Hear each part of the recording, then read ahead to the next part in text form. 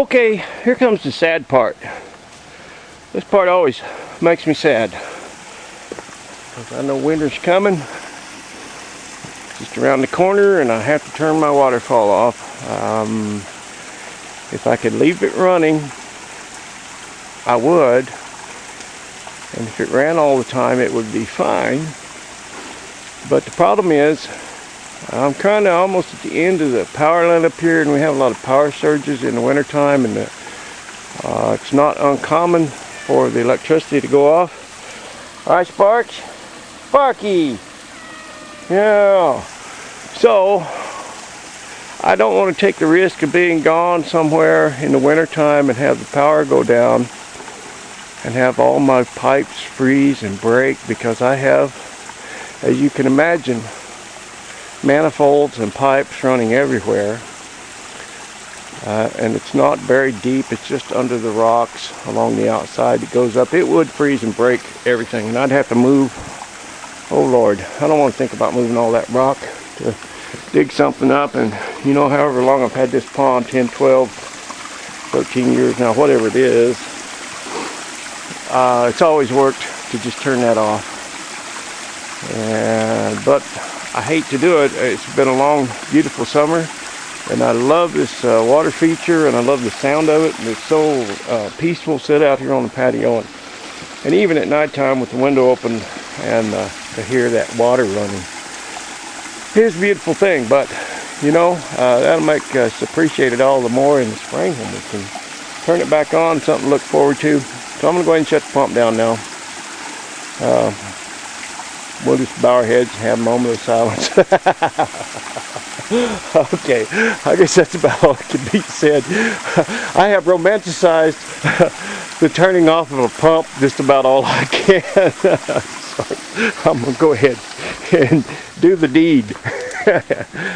Well, here we go. This old swimming pool pump, and you witness this. It's old switch. It's not that switch, that switch. There we go. Now all that water, I'll leave these lines open, all that water will flush back into the pond. And then when those lines are drained down, I'll go in and drain that pump. Hey, you can see it coming back in right there.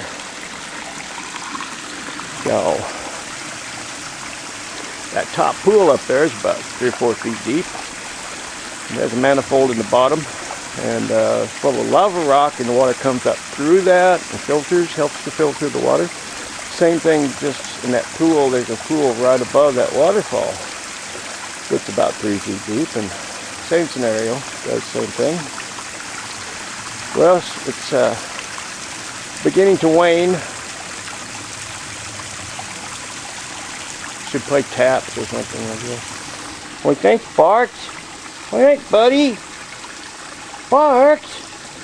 Yeah? What do you think, Sparks? You just love being outside, don't you? You're just happy to be alive, ain't you? Happy in your ignorance. Alright. About the end of it. The end of that one.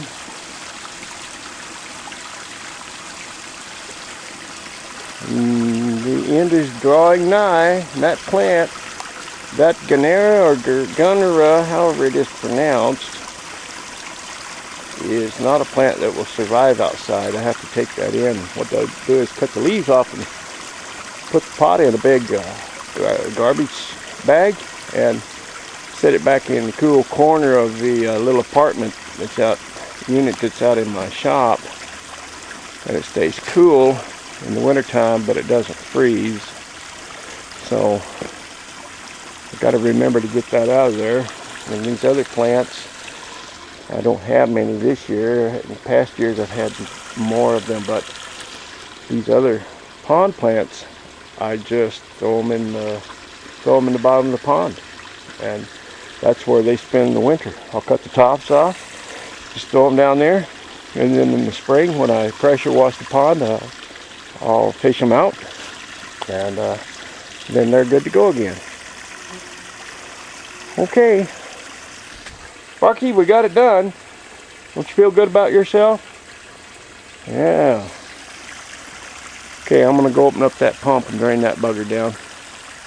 And then we'll be on to the next project.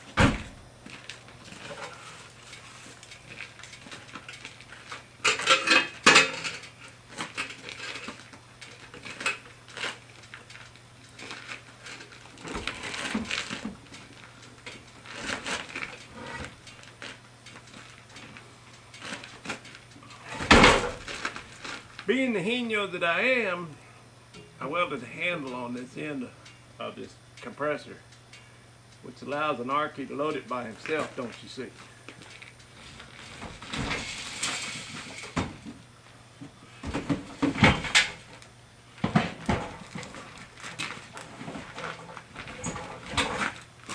Now,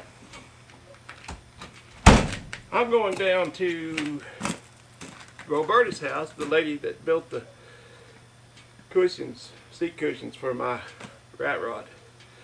I'm going to get her irrigation lines all winterized, and then go to my son's house and do the same thing. And we'll have this irrigation thing all buttoned up.